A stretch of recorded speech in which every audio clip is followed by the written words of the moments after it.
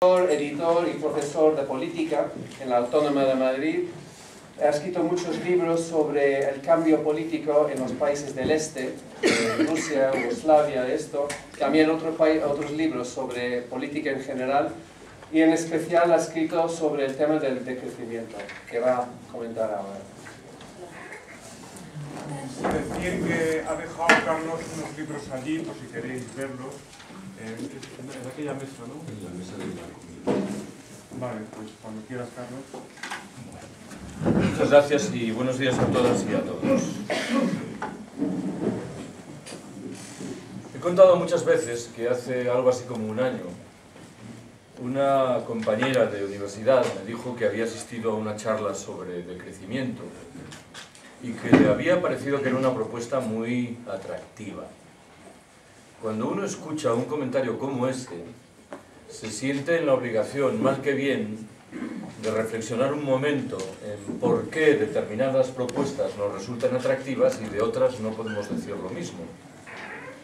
Yo creo que en el caso del decrecimiento, la explicación fundamental invoca dos hechos diferentes, no solo diferentes, contradictorios entre sí. La primera dimensión nos recuerda que la propuesta del decrecimiento tiene un carácter provocador. Si el discurso dominante repite incansable que resolveremos de manera casi mágica todos nuestros problemas una vez que recuperemos la senda del crecimiento económico, nosotros estamos diciendo lo contrario, o al menos estamos invitando a recelar de las presuntas virtudes del crecimiento económico. Siendo una propuesta provocadora, y voy a por la otra dimensión, en modo alguno es ajena a algo que llevamos dentro de la cabeza. Tengo la certeza de que cuando abandonéis este salón de actos, convendréis conmigo en que en muchos momentos de vuestra vida ha aparecido una percepción que guarda mucha relación con la filosofía decrecentismo. Antes de entrar en materia y de procurar explicar qué es esto del decrecimiento, siempre me considero en la obligación de formular tres precisiones que se proponen deshacer otros tantos posibles malentendidos. Primera de ellas, se discute mucho y se discutirá más en el futuro si un proyecto de decrecimiento como el que yo voy a intentar explicar es imaginable dentro del capitalismo o no. La discusión es muy compleja. Yo me voy a limitar a señalar que mi proyecto de decrecimiento es orgullosamente anticapitalista, que implica, por definición, salir del capitalismo. Prefiero, de todas maneras, precisar esto en un sentido concreto. El proyecto del decrecimiento, a mi entender, no viene a sustituir a todas las contestaciones históricas que hemos conocido del capitalismo. Prefiero acogerme a la idea de que es un agregado a esas contestaciones. Un agregado, eso sí, muy importante. Cuantas veces tengo la oportunidad, señalo que, a mi entender, cualquier contestación del capitalismo en el norte opulento, a principios del siglo XXI, tiene que ser, por definición, decrecentista, antipatriarcal, autogestionaria e internacionalista. Si le falta alguno de estos pivotes, me temo que estará moviendo el carro del sistema que dice contestar. Segunda precisión inicial. Inmediatamente veréis que estamos diciendo que en el norte rico hay que reducir los niveles de producción y de consumo. Alguien se preguntará, ¿y reivindicáis lo mismo para los países pobres del sur del planeta? La respuesta es no, pero el no creo que se explica por sí solo. Si la renta per cápita en Burkina Faso o en Níger es 30 veces inferior a la nuestra, no parece muy razonable que pidamos, ¿verdad?, que reduzcan sus niveles de consumo los habitantes de un país tan castigado como esos. Conviene justificar, sin embargo, el pero. Los habitantes de esos países deben tomar nota de lo que hemos hecho mal en el norte opulento, siquiera solo sea para no repetir los errores que hemos cometido. Tercera y última precisión. En modo alguno deseo ignorar que en el norte rico también hay pobres. Si alguien se pregunta si estamos pidiendo que reduzca sus niveles de consumo, una viuda que cobra una pensión no contributiva de 300 euros mensuales, responderé inmediatamente que no. Cualquier proyecto de decrecimiento sensato tiene que ser al mismo tiempo un proyecto de redistribución radical de los recursos. Bueno, Hechas estas precisiones iniciales, entro ahora sí en materia. Primera observación que me interesa formalizar. En la visión dominante entre nosotros, el crecimiento económico es una bendición de Dios. Lo que se nos viene a decir es que allí donde hay crecimiento económico hay también cohesión social, servicios públicos razonablemente asentados, niveles altos de consumo. La pobreza y la desigualdad, en fin, no ganan terreno. Sobran, a mi entender, las razones para recelar de todas estas supersticiones. Enuncio media docena. Primera, el crecimiento económico no genera necesariamente cohesión social. China, como sabéis, ha crecido espectacularmente en los 2 últimos decenios. No creo que nadie sostenga en serio que China es hoy un país socialmente más cohesionado de lo que lo era 20 años atrás. Segunda, la relación entre el crecimiento económico y la creación de empleo es mucho más nebulosa de lo que pudiera parecer. Las economías capitalistas desarrolladas han crecido notablemente en los 3 últimos decenios, en los cuales, y sin embargo, han procedido a destruir puestos de trabajo en términos absolutos. Tercera, el crecimiento económico se traduce muy a menudo en agresiones medioambientales literalmente irreversibles, que configuran un legado dramático para las generaciones venideras. Cuarta, el crecimiento económico facilita el agotamiento de recursos básicos que sabemos no van a estar a disposición de esas generaciones venideras que acabo de mencionar. Quinta, el crecimiento económico de los países ricos bebe en un grado u otro del expolio de la riqueza humana y material de los países pobres, algo que por sí solo debiera configurar un problema moral severo. Sexto y último, en el terreno individual, el crecimiento económico propicia el asentamiento de lo que algunos autores llaman un modo de vida esclavo que nos hace pensar que seremos más felices cuantas más horas trabajemos, más dinero ganemos y sobre todo más bienes acertemos a consumir. Detrás de este modo de vida esclavo hay como poco 3 grandes pilares. El primero se llama publicidad. Un conjunto de técnicas, como sabéis, muy eficientes, que nos obligan a comprar lo que no necesitamos y, llegado el caso, más aún, aquello que objetivamente nos repugna. El segundo es el crédito, que hasta hace bien poco permitía que obtuviésemos el dinero necesario para comprar eso que no precisamos. Y el tercero y último, en fin, se llama caducidad. Los bienes son producidos de tal manera que en un periodo de tiempo muy breve dejan de servir, con lo cual nos vemos mal que bien obligados a comprar otros nuevos. Siempre que me refiero a esta consecuencia individual del modo de vida esclavo, rescato una anécdota omnipresente en la literatura sobre el decrecimiento. En una de sus muchas versiones está ambientada en un pueblo de la costa mexicana. Un paisano se halla medio adormilado junto al mar, un turista norteamericano se le acerca, entablan conversación y en un momento determinado el turista pregunta: ¿y usted en qué trabaja? ¿A qué se dedica?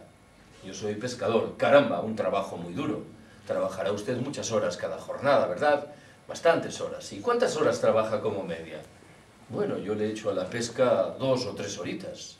¿Pero qué me dice usted? ¿Y qué hace con el resto de su tiempo?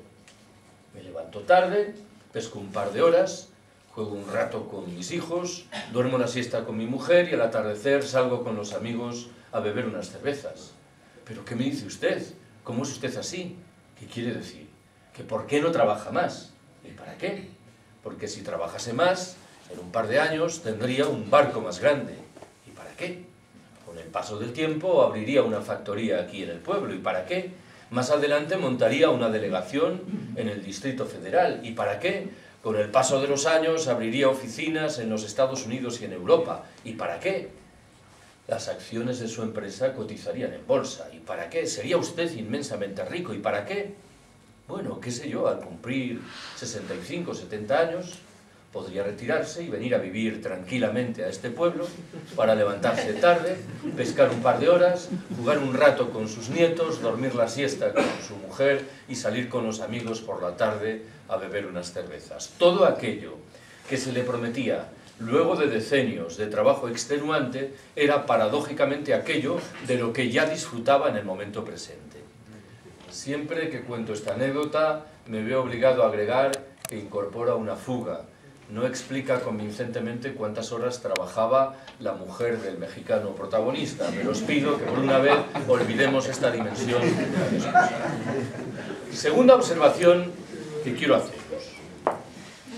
Somos con frecuencia víctimas de las grandes cifras que se nos imponen y cuyo significado no acertamos a desentrañar. Hace 1 año y medio la Unión Europea exigió del gobierno español que redujese el gasto público en 15.000 millones de euros. Nadie sabe qué son 15.000 millones de euros. Me vais a permitir que tire de esta idea matriz para formular 2 observaciones que creo que nos sitúan en el centro de la propuesta de ley. Vaya la primera de ellas. El gasto sanitario anual per cápita en Cuba en el año 2005 fue de $236. El gasto sanitario anual per cápita en los Estados Unidos en ese mismo año se elevó, en cambio, a $5.274. Retraduzco estas 2 cifras que acabo de manejar. Por cada dólar per cápita que se gastó en sanidad en Cuba, se gastaron 20 en los Estados Unidos. Y sin embargo, las cifras cubanas en materia de esperanza de vida al nacer y mortalidad infantil resultaron ser muy similares a las norteamericanas. No solo eso, la Organización Mundial de la Salud establece cada año un ranking en el que pretende considerar cómo los habitantes de los diferentes países valoran los sistemas sanitarios respectivos. En el año 2005, el que me ocupa, en ese ranking a Cuba le correspondía el puesto 36 del planeta, frente al lugar 72 que tocaba a los Estados Unidos. Supongo que intuís por dónde quiero ir. Conforme a nuestro conocimiento económico convencional, si yo destino 20 veces más recursos que tú a una determinada actividad, por lógica obtendré prestaciones sensiblemente superiores a las que alcanzarás tú. El ejemplo que acabo de proponeros desmiente el presunto valor universal de esa norma.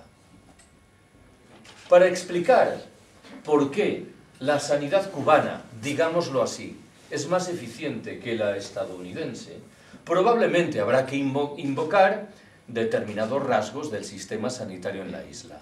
Pero, y a esto voy, habrá que prestar atención también a determinadas secuelas imprevistas y paradójicas de la escasez y de la pobreza. ¿En qué estoy pensando?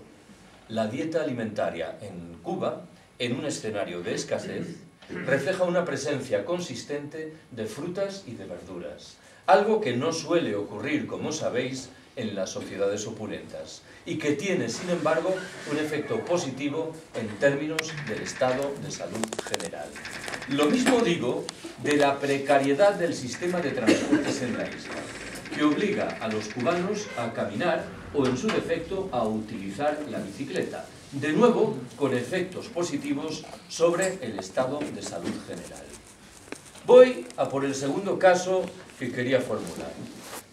La renta per cápita en los Estados Unidos es hoy casi 4 veces superior a la que se registraba al terminar la Segunda Guerra Mundial. De un tiempo a esta parte, sin embargo, todas las encuestas realizadas en el país concluyen que ha ido creciendo y notablemente el porcentaje de ciudadanos norteamericanos que declaran ser cada vez menos felices. Una encuesta realizada 3 o 4 años atrás concluía que un 49% de los estadounidenses confiesa ser cada vez menos feliz, frente a solo un 26% que afirma lo contrario. Estamos obligados a preguntarnos por esta curiosa realidad, la de un país que se ha beneficiado de niveles muy notables de crecimiento económico, que ha incorporado maravillosas tecnologías teóricamente liberadoras, pero que no parece en condiciones de garantizar el bienestar de la mayoría de sus habitantes. Todas y todos hemos utilizado en alguna ocasión esa máxima que reza que el dinero no hace la felicidad. administrémosla con mucha prudencia. Es verdad que en los estadios